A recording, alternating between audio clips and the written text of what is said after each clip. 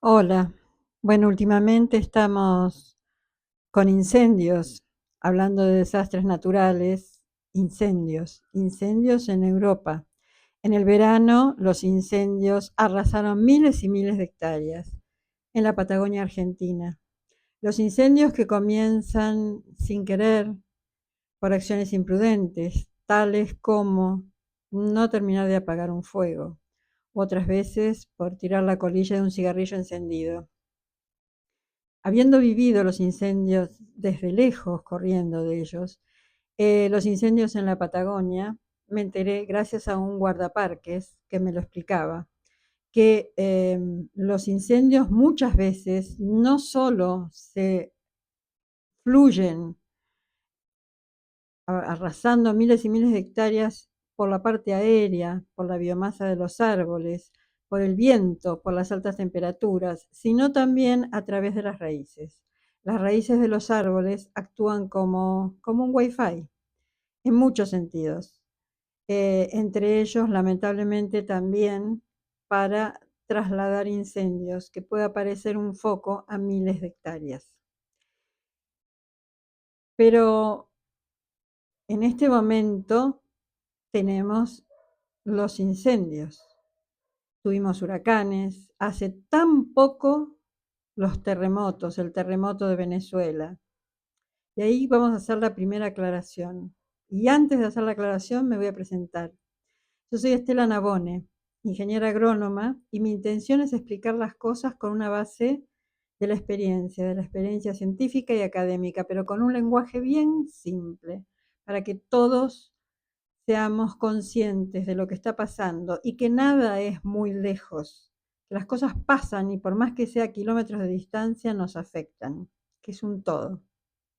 Hay muchos temas. Uno de los temas que vamos a tratar en el siguiente capítulo es qué pasa con el niño y la niña, qué es y qué pasa que ya está llegando un niño muy fuerte y los meteorólogos lo están avisando. Hoy vamos a hablar, como empezamos con incendios, vamos a hablar de bosques, del efecto de los bosques, de los árboles, porque no siempre la tierra grita, como dice este espacio y como dicen nuestra serie de libros que cuentan historias, historias reales, consecuencia de todo esto. Nosotros somos víctimas y victimarios. No siempre la tierra grita, también la tierra susurra, y susurra con un río que se seca cuando usamos el agua para algo que no sea riego o para algo que no sea una producción agrícola sustentable, quiere decir que se sostenga en el tiempo y que tenga una capacidad de recuperación ese acuífero y se lo respetemos, de donde sacamos agua. Y ahí surge otro tema que vamos a tratar, minería. Cuando sacamos millones de litros de agua por segundo, estamos afectando la recuperación y no hay tierra que aguante literalmente. Entonces, como les decía, la tierra a veces susurra, dice, habla, dice, no saquen esto, no sequen este río, porque no se va a recuperar. El agua es un recurso natural precioso y debería ser preciado porque no se puede recuperar. Y los reservorios de agua, como los que tenemos el acuífero Guaraní, sobre el que está la región pampeana, una parte del sur de Brasil y Uruguay, y una parte de Paraguay, también hay que cuidarlo porque es una reserva de agua para el mundo. Como los glaciares, son reservas de agua para el mundo. Entonces no es cuestión de usar el agua y gastar millones y millones de litros. Para evitar eso, y por otro lado, para poder tener producciones sustentables y conseguir el dinero que hace falta, en todos los casos, hay un estudio, una forma de analizar que se llama impacto ambiental, en donde trabajan expertos de distintas orientaciones y en donde se fija a través de todos esos expertos, a través de muchísimas mediciones y a través de muchísimos trabajos, cómo hay que hacer las cosas, ya sea en minería, en agricultura, en pesca, en ganadería, en cualquier producción, con el impacto en extracción de petróleo, con el impacto ambiental se establece, se hacen 3 etapas. La primera etapa antes de empezar una producción, la siguiente durante la producción, repito, sea minería, sea petróleo, sea lo que fuere, sea una salina, y eso sirve para determinar cómo debe hacerse. Cuando se incumple con el impacto ambiental, ahí es cuando debemos empezar ya a gritar, porque estamos en problemas graves, irreversibles. Los recursos naturales no son infinitos. Hace poco, hasta surgió que ya habíamos agotado lo que por año puede soportar, tiene resiliencia. Resiliencia quiere decir que vuelvo a recuperarme. Cuando ya se perdió esa capacidad, porque la explotamos, la presionamos más de lo que tolera, no podemos volver atrás. Entonces, para evitar que se convierta en un páramo, en un desierto, cualquier región, cualquier territorio, es indispensable que como pobladores del mismo exijamos que cada una de esas actividades se haga el impacto ambiental. Sabemos cómo se hace, lo hemos hecho durante años. Yo he trabajado en muchísimos impactos ambientales de minas, tales como la de San Juan, como la mina Veladero.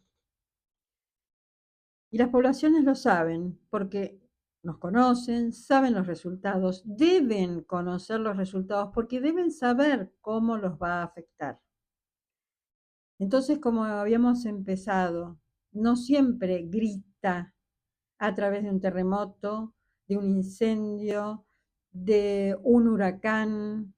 No, muchas veces habla, susurra cuando el río se seca, cuando el bosque desaparece, ya sea por tala, muerte rápida, o porque las poblaciones que están en ese bosque no tienen posibilidad de tener combustible, gas, calefacción, y entonces van arrancando. No es culpa de la gente, es culpa del decisor, no saquemos el término culpa, responsabilidad del decisor que tiene que ser consciente de lo que la población que lo ha elegido necesita y arbitrar los medios en todos los niveles y a todas las escalas para asegurar los derechos humanos. Agua potable, vivienda digna, pero agua, alimentación, vivienda y educación y salud. Y ahí vamos a otro tema. Fíjense que hasta ahora tocamos los temas que vamos a ir desarrollando. El río que se seca, o sea, agua, agua que desaparece. El bosque que se incendia y muere, con lo que implica un bosque, la producción de dióxido de carbono, todo el ciclo, lo que favorece o desfavorece, ayuda o no ayuda al cambio climático. Cambio climático. Impacto ambiental, indispensable para cualquier producción, explotación. Lo que insisto y repito, como ingeniera agrónoma, yo soy pro producción. Estoy a favor de la producción, porque necesitamos comer y porque cada año se suman 70 millones de personas a este planeta. Y estas personas tenemos que comer, tenemos que tomar agua, tenemos que cubrir nuestros derechos básicos, nuestros derechos humanos. El cambio climático, yo siempre digo que somos víctimas y victimarios, porque atenta contra esos derechos humanos, atenta contra el agua, atenta contra la alimentación, atenta contra la vivienda, porque como que sigamos construyendo donde no se puede, ocurren las inundaciones. Puede llover más, pero por un lado está el hecho natural, inundación, lluvias en exceso, que por eso nombré al niño o la niña, porque con el niño vienen lluvias en exceso. sígame y en otro momento explico bien en el siguiente. Voy a explicar exactamente qué es la niña y el niño y a qué debemos temerle, entre comillas, o con qué tenemos que tener mucho cuidado. Pero les decía, cada año aumentan 70 millones de personas la población mundial. Es evidente que tenemos que tener comida, agua, salud, vivienda digna y educación para esas 70 millones de personas. Entonces tampoco existe, repito esto, tampoco existe la posibilidad de que no toquemos nada. No se trata de no tocar nada, de ser utópicos, empíricos, teóricos. No, se trata de producir a conciencia, con conocimiento del lugar, del territorio que habitamos. Se trata de no destruir, sino de producir conservando. Esto que se viene diciendo hace tantos años, tantos, por lo menos 30 o 40 años, producir conservando. Y existen todas las técnicas y al alcance de cualquier productor, en cualquier rubro. Es simplemente intención, informarse y hacer lo que hay que hacer. Yo les decía, otro tema es la vivienda, otro derecho que vulnera el cambio climático. Cuando hablamos de vivienda, se construyen barrios enteros sobre humedales. ¿Y qué son los humedales? Los humedales funcionan como esponjas, es decir, cuando hay agua de más, la absorben y cuando hay sequía liberan lo que tienen absorbido, guardado. Cuando se construye sobre humedales, esto no pasa porque se taponaron con cemento y entonces ocurren eventos extraordinarios, inundaciones de catástrofes, como ocurrió en Valencia, España. Sí, lamentablemente tenemos ejemplos en todos lados de lo que moviliza la construcción, Gana Plata, sobre lugares que no se puede, cuando se podría haber construido al lado, ¿no? Y repito, yo no soy, eh, además fundamento lo que digo en todos los años que he trabajado en estos temas, en todas las experiencias de todo el mundo, de Argentina y de todo el mundo, las medidas que se han hecho, todo lo que se ha tomado en cuenta y lo que se sigue midiendo y tomando en cuenta. No se trata de no tocar nada, sino que se trata de producir, construir donde se debe y cómo se debe, para evitar desastres, porque después le echamos la culpa al clima, a la naturaleza. No, la naturaleza tiene un ciclo.